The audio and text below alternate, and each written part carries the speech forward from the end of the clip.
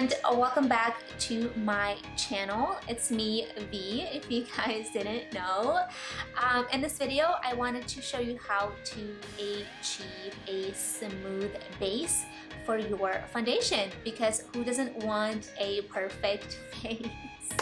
So if this is your type of video and you want to know some of the products and techniques that I'm going to be sharing, please keep watching. My number one advice or trick or tip in order to achieve a smooth and baby-like skin, having a great regimen, that's a game changer, guys. Boom. I'm done with this video. No matter what foundation you buy, what primer you buy, what setting powder you use, if you don't have a great base, which is your skin, no primer, no foundation, and no powder is going to help you, at least in my opinion. So just really develop and create a good habit of using your skincare in order to achieve great skin. I have already cleansed my skin. I treated and moisturized, and then put my sunblock, and then I used an eye cream. First thing I like to use always is the Smashbox Photo Finish Priming Water. The reason why I like this so much is because it's alcohol-free, oil-free, and silicone-free. This is great for all skin types. If you have alligator, oily, this is a great little primer. I like to use a Pore primer. This one is by Benefit. I like to only put this primer where it needs to be. So I grab a pea size, and I'm just gonna put that in my T-zone where I have large pores. And I like to pat this primer into the skin versus rubbing. And I like to use my middle finger and use my hands. Make sure your hands are clean before you do this. So I'm just patting it only in my T-zone. I'm not going to do my nose because I noticed that when I put primers on my nose, it just slips and slides. Next, I like to go with my Tatcha, the Silk Canvas primer. So this is not a pore primer.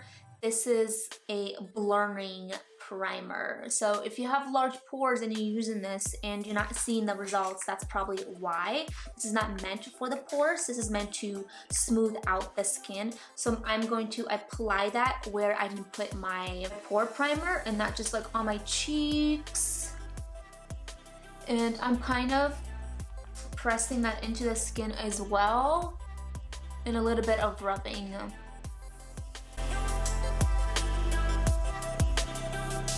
It also makes the longevity of the foundation wear last longer.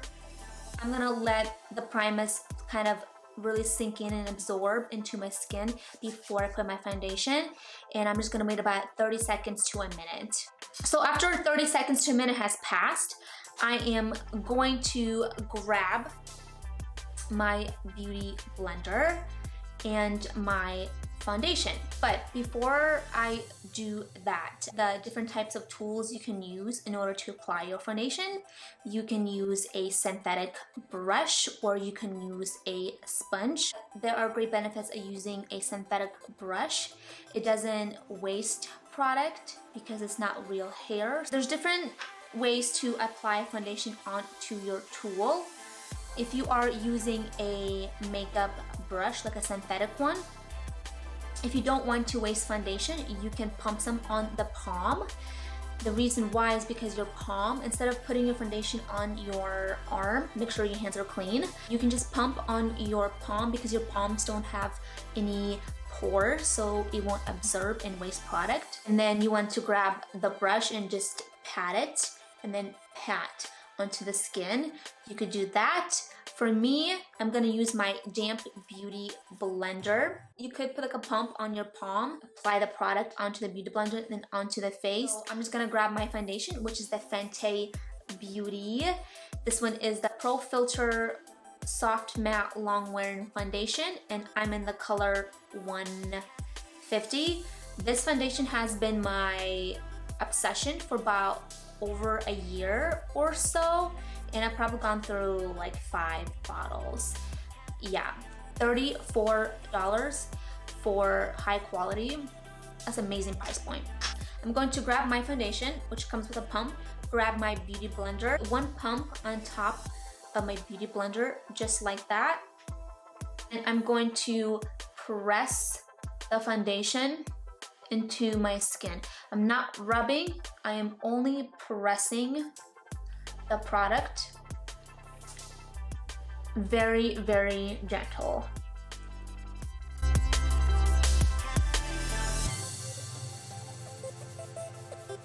This color matches me to a T. 3 pumps for the whole face. Sometimes I'll do more, so I'm just gonna repeat that again on the other side.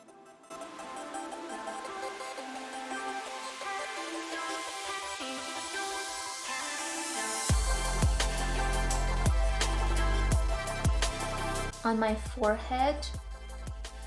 Who else hates putting foundation on their forehead? I don't know. I don't know how I feel about putting foundation on my forehead.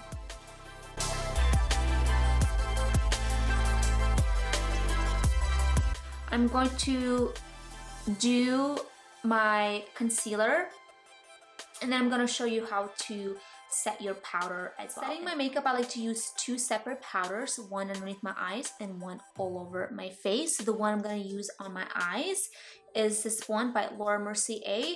It's her secret brightening powder. Why I like this one so much is because it's very, very finely milled, so it's very, very soft. You want to be as gentle as you can. So again, you can use a brush to set your eye. I'm gonna use a sponge to set my eye. If you are using a brush to set your eye, make sure when you are applying, press the product onto my brush, tap off the excess, and then I'm going to start from the ear towards the nose and be very gentle. I'm going to grab my sponge, press it into my powder. And same thing, I'm gonna go the opposite. I'm gonna start from the ear and go towards the nose. And very, very gently press this powder. I'm just gonna get everywhere. I know it looks very intense on camera, but the camera always makes everything more intense. Then I'm gonna repeat on the other side. Going to let that sit for about 3 to 5 minutes while I do the rest of my face. My next powder I like to use is a translucent powder, and this one is by Morphe. It's the Bake and Set translucent powder. And I'm going to do the same thing. I'm going to press the powder into the brush and then tap off all of that excess powder that we don't need on our face. And then I'm just going to gently press it into my skin. You don't want to rub because you're just going to remove all that makeup that we just put on our skin.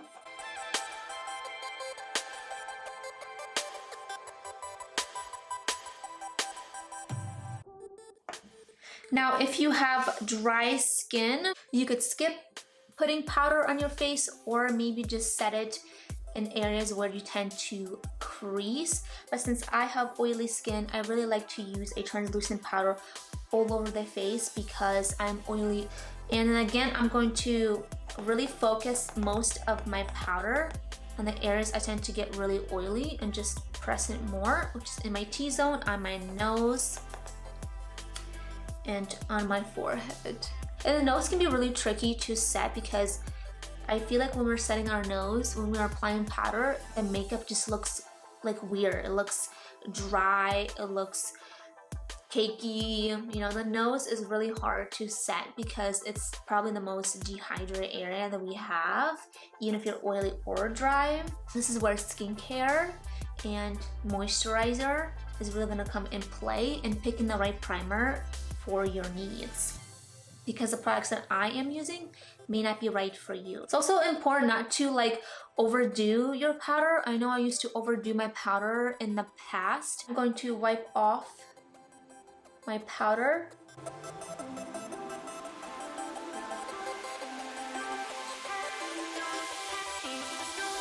I know sometimes our face can look so dry and powdery and just not smooth, not hydrated or plumped. I like to use a makeup setting spray, and the one I like to use for this step is the MAC Fix Plus. So I'm just gonna spray this on. It just really soaks the powder and makes it more like milky, not milky, but take my beauty blender on the clean side, spray some more of that, like one or two sprays, and then kind of go back and just like press everything in again, just to make sure everything's blended nicely into the skin.